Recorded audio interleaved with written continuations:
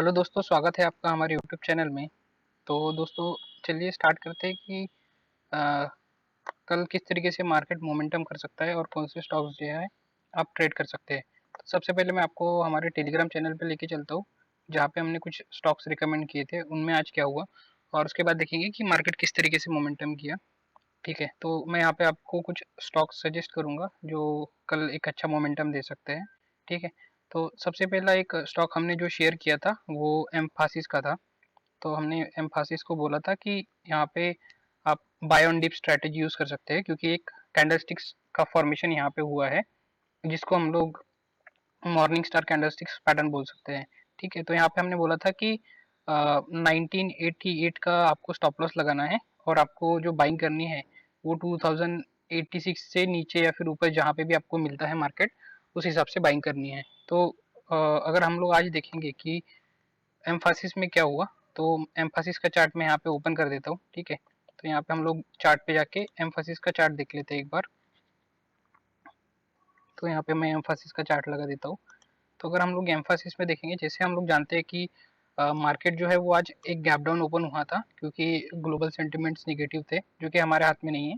ठीक है, तो हमने रिकमेंड किया था कि आपको जो आपकी बाइंग जो है वो करनी है करीब करीब 20880 के आसपास। ठीक है, मार्केट वही रेंज में ओपन हुआ और वहां से उसने आज जो हाई लगाया है वो 2132 का लगाया है। ठीक है, इसमें मैंने जैसे आपको रिकमेंड किया था कि हमारा टारगेट जो रहेगा वो कम से कम 2200 का इस केस में रहेगा। ठीक है, तो अभी भी इसका टारगेट अचीव नहीं हुआ है। तो जैसे ही अगर आपको कल मिल जाता है इस रेंज में 2085 या फिर उसके ऊपर आसपास आपको मिल जाता है, तो आप यहाँ पे बाइंग बना सकते हैं। ठीक है, और इसका स्टॉप लॉस जो रहेगा वो 1988 के आसपास का रहेगा। ठीक है, तो ये एक स्टॉक हमने रिकमेंड किया था जिसमें हाफ आधा टारगेट हम लोग बोल सकते हैं अचीव हो गया। ठीक है, इसके बाद जो है हमने एक सेलिंग का पैटर्न बताया था, श्रीराम ट्रांसपोर्ट फाइनेंस। तो उसमें क्या हुआ वो एक बार देख लेते हैं। तो यहाँ पे मैं उसका चार्ट लगा देता हूँ। तो श्रीराम ट्रांसपोर्ट का फाइनेंस का एक चार्ट यहाँ पे लगा देते हैं हम लोग, SRTR। ठीक है, तो यहाँ पे अगर हम लोग देखेंगे तो इस स्टॉक ने एक बहुत ही शानदार तेजी यहाँ पे दिखाई थी।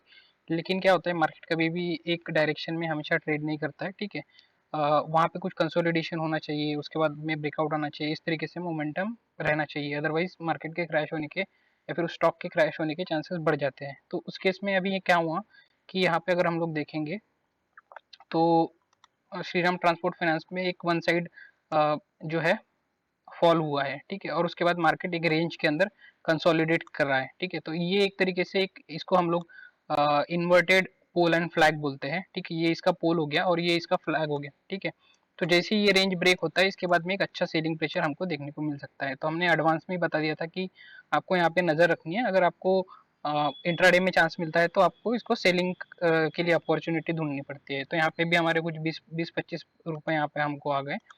ठीक है, इसके बाद हमने जो स्टॉक रिकमेंड किया था वो था मुथूट फिनांस का। मुथूट फिनांस में हमने बाइंग रिकमेंड की थी, क्योंकि मुथूट फिनांस में भी एक शानदार कैंडलस्टिक पैटर्न का यहाँ पे फॉर्मेशन हुआ था। वो मैं आपको शो कर देता हूँ।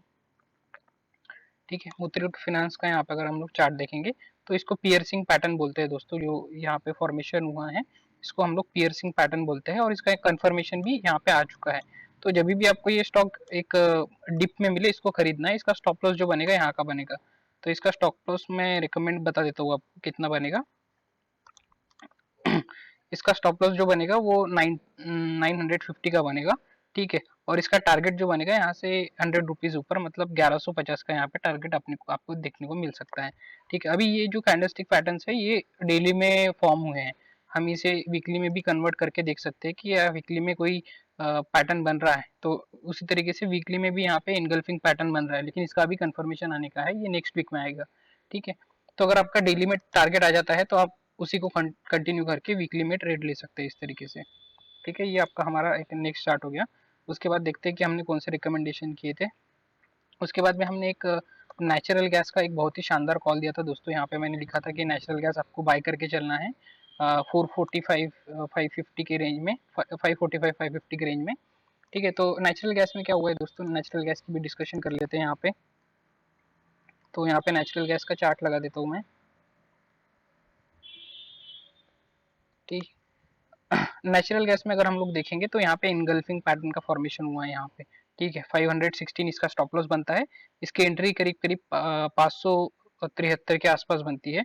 ठीक है, इसका टारगेट वैसे तो यहाँ से करीब करीब 50 रुपये ऊपर, मतलब 620 के आसपास का बनता है। लेकिन अभी यहाँ पे ये स्टॉक जो है वो कंसोलिडेट कर रहा है, हमारी बाइंग प्राइस जो है वो 545 के आसपास की है। ठीक है, तो मुझे यहाँ पे एक्सपेक्टेशन ये है, नेचुरल गैस यहाँ पे एक तरीके से डबल बॉटम का फॉर्मेशन करने के बाद एक अच्छा अपमूव दे सकता है। तो आप क्या कर सकते हैं, इस जोन में जो है अक्यूमुलेट कर सकते हैं नेचुरल गैस को। आप इसकी कॉल खरीद सकते हैं, पुट राइट कर सकते हैं, या फिर फ्यूचर बाय कर सकते हैं। ठीक है, तो नेचुरल गैस भी आपको एक शानदार टारगेट दे सकता है दोस्तों।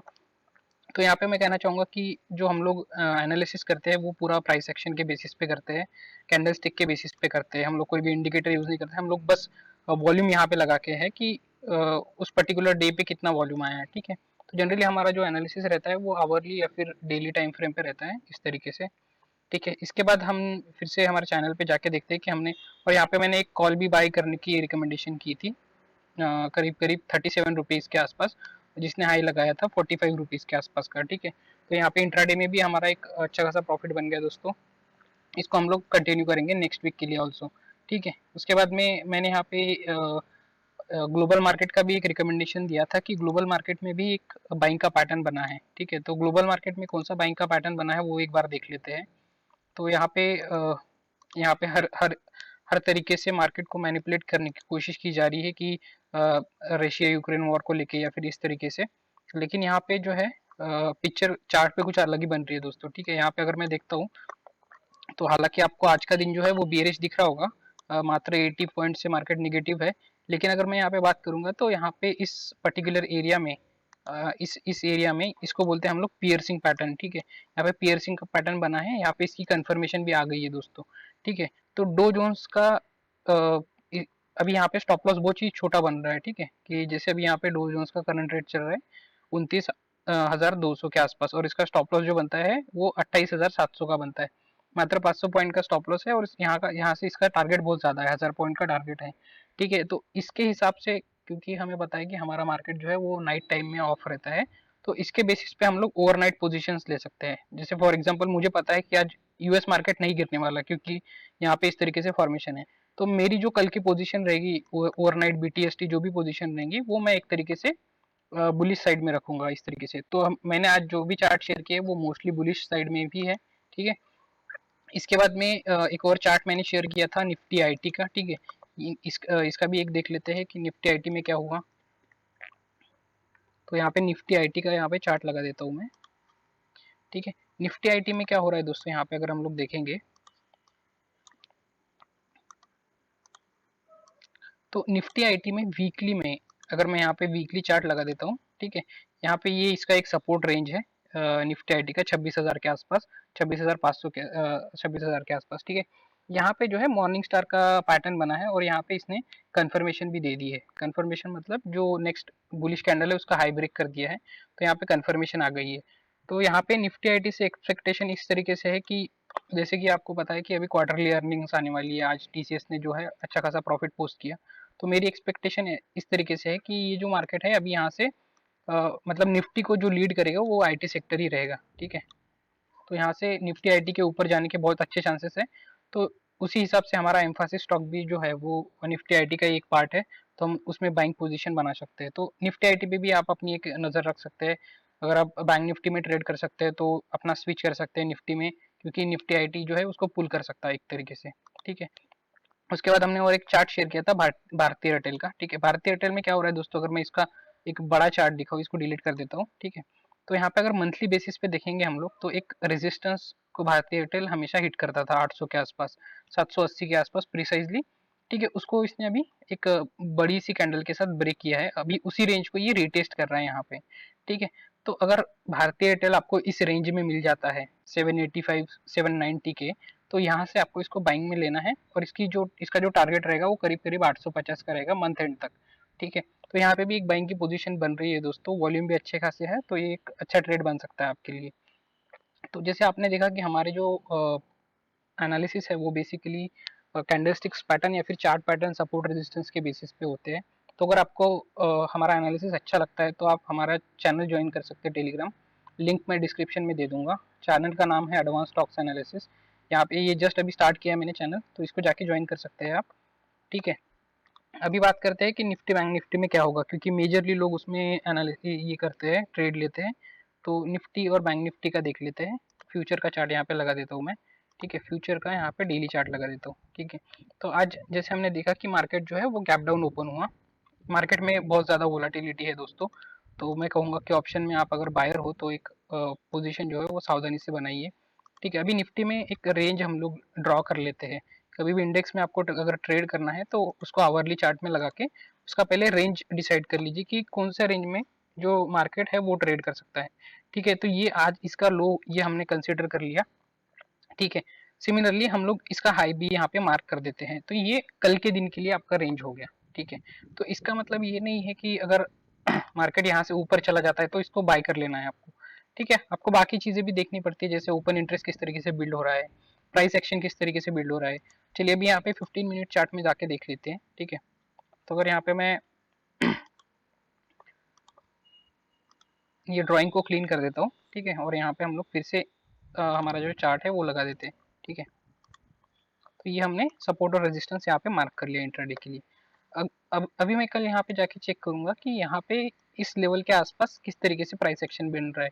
जैसे इसके ऊपर खुल के अगर यहाँ से ऐसे जाता है तो यहाँ पे मैं बाय करूंगा इस तरीके से, और इसके अगर नीचे इस तरीके से ब्रेक डाउन होकर फिर नीचे आ जाता है तो हम लोग सेल करेंगे इस तरीके से। तो इस तरीके से आपको इसमें ट्रेड लेना है, ठीक है। सिमिलरली हम लोग बैंक निफ्टी का भी चार्ट देख लेते हैं,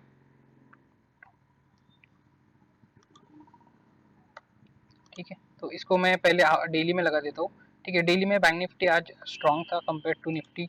आवरली में अगर हम लोग देखते हैं तो यहाँ पे मुझे बैंक निफ्टी कंपैरेटिवली स्ट्रॉन्ग लग रहा है निफ्टी के। अगर मैं यहाँ पे देखूंगा तो बैंक निफ्टी जो है वो 2-3 दिन से एक रेंज में यहाँ पे फंसा हुआ है, इस रेंज में फंसा हुआ है, ठीक है। तो जैसे ही बैंक निफ्टी इस रेंज के बाहर निकलता है दोस्तों, मुझे लग नहीं रहा कि इस वीक के लिए इस रेंज से बाहर निकलेगा। ये वाला एक्सपायरी तो मुझे साइडवेज ही लगता है, ठीक है। लेकिन जैसे ही इसके ऊपर निकल जाता है दोस्तों ये रेंज के ऊपर बैंक निफ्टी, तो फिर यहाँ से हम लोग बाइंग में बना सकते हैं। हमारा टारगेट जो रहेगा 40,000 500 रहेगा, ठीक है। डाउन साइड में हमारा टारगेट जो रहेगा वो 37,800 के आसपास रहेगा, इस तरीके से, ठीक है। तो अगर आपको हमारा चैनल और एनालिसिस अच्छा लगता है तो चैनल को सब्सक्राइब कीजिए, और अगर आपको हमारा टेलीग्राम चैनल ज्वाइन करना है तो मैं लिंक दे दूंगा डिस्क्रिप्शन में, ठीक है। तो इसी तरीके से यहाँ पे मैं मॉर्निंग में हमारे रिकमेंडेशन डालते रहता हूँ, तो वो भी आपके लिए एक बोनस पॉइंट हो जाएगा, ठीक है। तो कल मिलते हैं दोस्तों एक नए वीडियो के साथ। Thank you.